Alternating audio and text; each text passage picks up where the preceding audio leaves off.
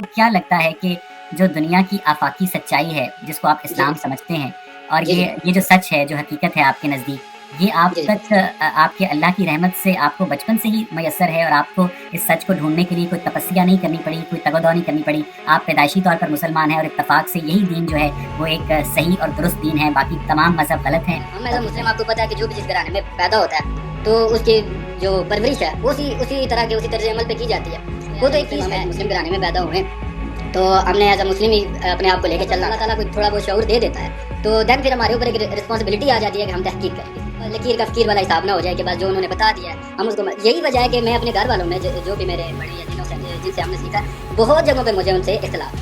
Owais Iqbal ने सचमुच एक नाजुक नस पकड़ ली है और वही है कि 99% लोग वही धर्म मानते हैं जिसमें वो पैदा होते हैं। बच्चे का नाम भी वही, पहचान भी वही, पूजा पाठ भी वही। मानो इंसान पैदा नहीं होता, बल्कि तैयार पैकेजिंग के साथ धार्मिक लेबल चिपका कर शेल्फ पर रख दिया जाता है। हाँ, कभी कभी कोई लेबल बदल देता है, मगर ज्यादातर लोग तो पूरी जिंदगी ये पूछने की जहमत भी नहीं उठाते कि धर्म सचमुच कोई सच है या बस आदत और माहौल की देन। असल दिक्कत तब होती है जब इंसान अपने कर्म से ज्यादा अपने धर्म को सीने से चिपका लेता है। खुद पर भरोसा कम और खुदा पर यकीन हद से ज्यादा। हालत ये कि जिंदगी की हर गड़बड़ी का ठीकरा खुदा के सिर फोड़ दो, जैसे खुद इंसान किसी जिम्मेदारी के लिए बना ही नहीं है। और मजेदार बात यह कि इन्हें पूरा यकीन होता है कि खुदा सर्वशक्तिमान है, जो चाहे कर सकता है, मगर अपना पासवर्ड भूल जाए तो एक छोटे से नाई के पास जाकर रीसेट कराना पड़ता है। पाकिस्तान इसका सबसे बड़ा लाइव शो है। जब से वहाँ इस्लामी कानून लगा, मौलवी लोगों के दिमाग पर ताला लगाने की चाबी ले बैठे। मिलिट्री ने भी वही ताला लगा लिया और पूरा देश घड़ी की तरह वहीं अटक गया। नतीजा, पाकिस्तान के लोग जिंदगी जीने से ज्यादा मरने के बाद की जिंदगी की प्रैक्टिस कर रहे हैं। और साफ कहें तो धर्म सबसे बड़ा मल्टीनेशनल बिजनेस है। फर्क बस इतना है कि इसमें इनकम टैक्स नहीं देना पड़ता।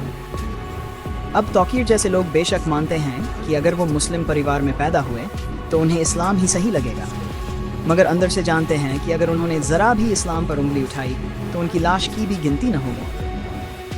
पाकिस्तान में न मुसलमान चैन से हैं, न गैर मुसलमान, और एक्स मुस्लिम्स, उनका हाल तो ऐसा है जैसे किसी ने मौत का कॉन्ट्रैक्ट साइन कर लिया हो। यानी ये लोग मजहब को मानते नहीं, मजबूरी में डोते हैं। और खुदा, वो बस एक परीक्षक है जिसने इंसान को बनाया सिर्फ इम्तिहान लेने के लिए। जैसे कोई खौफनाक टीचर हो जिसके पेपर में फेल होना मतलब जान से जाना। पर जरा सोचिए, जिस काम की वजह से आदम और हव्वा को जन्नत से निकाला गया, वही काम करते करते इंसान आज से अरब हो गया। अगर ये खुदा की प्लानिंग थी तो इसे प्रोजेक्ट पॉपुलेशन एक्सप्लोजन नाम दे देना चाहिए था। अब असली सवाल, अगर खुदा इंसान का मेकर है तो वह डिफेक्टिव पीस क्यों बनाता है? और अगर बन भी गया तो सॉफ्टवेयर अपडेट क्यों नहीं करता? विंडोज तक हर साल अपडेट आता है, मगर खुदा का सिस्टम अभी तक बीटा वर्जन पर ही क्यों अटका है? और सबसे मज़ेदार, मुसलमान बनने के लिए एक नाई की मदद क्यों? मतलब स्वर्ग का दरवाज़ा खोलने की चाबी हजामत बनाने वाले के पास है। अनजाने में ही सही, तौकीर ने मान लिया कि वो और उनके जैसे लोग लकीर के फ़कीर हैं। चाहे सामने सच खड़ा हो, मगर सवाल करना हराम है, क्योंकि कुरान में काफिरों के लिए सज़ा इतनी सख्त है कि लोग खुद को सोचने से पहले ही सज़ाए मौत सुना देते हैं। लेकिन वक्त बदल रहा है। इंटरनेट ने मौलवी की वायरलेस धमकी का ताबीज़ उतार फेंका है। नई तकनीक ने इस्लाम के बहुत से रहस्यों की धूल झाड़नी शुरू कर दी है। अब लोग चुप नहीं हैं। अब लोग पूछ रहे हैं, खुदा सच में है या बस फियर फैक्ट्री का ब्रांड एम्बेसडर? और जब लोग सवाल पूछना शुरू कर देते हैं तो सबसे ताकतवर साम्राज्य भी गिरते देर नहीं लगती। अगर आपने कुरान मजीद को सरसरी भी पढ़ा है, तो कुरान जी, जी। मजीद के कलाम से, कुरान मजीद के पैगाम से तो आप वाकिफ़ होंगे ना? जी, तो जी, कुरान में आपकी जी, जी। एग्ज़ैक्टली, तो कुरान मजीद के नज़दीक इंसान की तख़लीक़ का मकसद क्या है तौकीर भाई? इंसान की तकलीफ एग्ज़ामिनेशन, एग्ज़ामिनेशन, जिसका चोट नतीजा अल्लाह को पहले से पता है। बेशक, क्योंकि वो खुदा है, उसे उसको तो पता होना चाहिए। ओवैस इकबाल का सवाल तौकीर से था, अल्लाह ने इंसानों को क्यों बनाया? और तौकीर का जवाब वही घिसा पिटा और अंधभक्ति से भरा, खुदा ने इंसानों का टेस्ट लेने के लिए बनाया। अब जरा सोचिए, क्या इससे ज्यादा बचकाना जवाब हो सकता है? अगर अल्लाह ने इंसानों को बनाया तो फिर टेस्ट इंसानों का क्यों? टेस्ट तो अल्लाह का होना चाहिए। उसने क्यों इतने मूर्ख इंसान बना डाले और उनको ठीक करने के बजाय खुद ही उनका टेस्ट लेने लगा? अरे बनाया आपने, कुछ गलती हुई तो सुधार करो। इतने लाखों साल पहले आदम को बनाया, फिर अगर कुछ गलती रह गई तो सुधार भी कर सकते। अब मेरी एक मिसाल लीजिए। मान लीजिए मैं एक घर बनाता हूँ, फिर उसी घर में खुद ही कमियां डाल देता हूँ और बाद में उन्हीं कमियों के लिए घर को दोष देकर तोड़ डालता हूँ। गलत घर मैंने बनाया तो मेरी गलती ना कि घर की। जरा अक्ल से बताइए, क्या ये समझदारी है या पागलपन? बस यही लॉजिक है इस खुदा ने टेस्ट के लिए इंसान बनाया वाली कहानी का। लेकिन असली सच्चाई क्या है? पहले इंसानों ने खुदा का कॉन्सेप्ट गढ़ा, फिर कहानी बनाई कि खुदा ने इंसानों को बनाया, जबकि असलियत यह है कि केवल नर और मादा इंसान ही मिलकर इंसान को जन्म देते हैं। न तो किसी खुदा ने इंसान बनाया और न ही इंसान डार्विन की अधूरी थ्योरी के हिसाब से अस्तित्व में आया। तो इस डिबेट में एक तरफ है अंधभक्त इस्लाम और दूसरी तरफ एक सो कॉल्ड साइंस। लेकिन सच्चाई दोनों से अलग है। इंसान ने जितनी भी तरक्की की है वह उसके शरीर के शानदार डिजाइन और धरती पर उपलब्ध संसाधनों के कारण है। कहाँ है कोई आसमानी किताब? कहाँ है कोई आसमानी गाइडेंस? कहीं नहीं। असल में यह सब एक सुपर इंटेलिजेंट क्रिएटर की बुद्धि और जान का नतीजा है। अब सोचिए, धरती पर कोई भी जीव अकेला नहीं है। हर जीव एक जोड़े में है, क्योंकि दो लोग ही आनंद के लिए जीवन की उत्पत्ति करते हैं। लेकिन कुछ दुष्टों ने खुदा को बिल्कुल अकेला कर दिया, उसे इंसानों से अलग थलग कर दिया, उसको असीमित शक्तियां दे दी और कहा उसकी इबादत करो वरना सजा देगा। फिर खुदा को इंसानों का अकाउंटेंट बना दिया। कौन कितनी नमाज पढ़ा, कौन कितना रोजा रखा, कौन कितनी इबादत करता है, सबका हिसाब रखेगा। जरा सोचिए, अरबों सालों से खुदा अकेला बैठा इंसानों का इंतजार कर रहा था। कब इंसान आएंगे, कब गलती करेंगे, कब वो उनको सजा देगा। क्या यह अक्लमंदी है या बच्चों वाली नौटंकी? अब एक और सवाल, क्या इंसानों की इबादत से खुदा की ताकत बढ़ जाती है? क्या उसके फॉलोअर्स बढ़ने से उसकी पावर भी बढ़ती है? मतलब क्या खुदा भी यूट्यूब की तरह काम कर रहा है? जितने ज्यादा सब्सक्राइबर्स और वॉच टाइम उतनी ज्यादा ताकत। तो क्या खुदा असली यूट्यूबर है और यूट्यूब ने खुदा की तकनीक को चोरी किया है? क्या अब ऊपर से कॉपीराइट स्ट्राइक भेजेगा? असल में यह सब एक पुराने ज़माने की सोच है। रिलीजन और उसका खुदा। वह ज़माना था गुलामी का, और धर्म को इस्तेमाल करके इंसानों को नए तरीके की गुलामी में बांधा गया। आज भी धार्मिक फॉलोअर्स नए प्रकार के गुलाम हैं, और इंसान अक्ल होते हुए भी बेचारा बनकर इस काल्पनिक खुदा के भरोसे बैठा रहता है। इंसान के बनाए धर्म का खुदा और उसके फॉलोअर्स दोनों के पास डर है, दोनों कमज़ोर हैं। खुदा को इंसान बचाते हैं, लेकिन इंसानों को कोई नहीं। फिर भी इंसान डरता है और खुदा के खौफ से बचने के तरीके ढूंढता है। लेकिन सनातन किसी को डराता नहीं, बल्कि खोजने और सवाल करने के लिए प्रेरित करता है। वह सिर्फ बुद्धि और ज्ञान की बात करता है। सनातनी किताबें आसमान से नहीं आई, बल्कि इंसानों की बुद्धि का नतीजा है। सनातनी कोई मूर्ख नहीं होते, इसलिए उनको किसी खुदा के ज्ञान की जरूरत नहीं होती। इसलिए सनातनियों ने खुद ही ज्ञान की खोज की और किताबें लिखी। अब इन आसमानी किताबों को पढ़ो तो पता चल जाएगा कि इनको भेजा भी किन लोगों के लिए है, अंधभक्तों के लिए। और इनको समझाया भी यह जाता है कि जितना जरूरी है उतना बताया गया है। अब मंदबुद्धि क्या करें? सवाल पूछने की तो आज्ञा ही नहीं है। अब जरा साइंस की तरफ देखिए।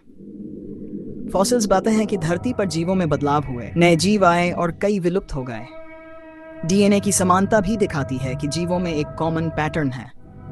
लेकिन यह बात कभी कोई वैज्ञानिक साबित नहीं कर पाया कि किसी नर मादा की संतान में से एक आधुनिक मानव था और दूसरा बंदर या चिंपैंजी और डायनासोर।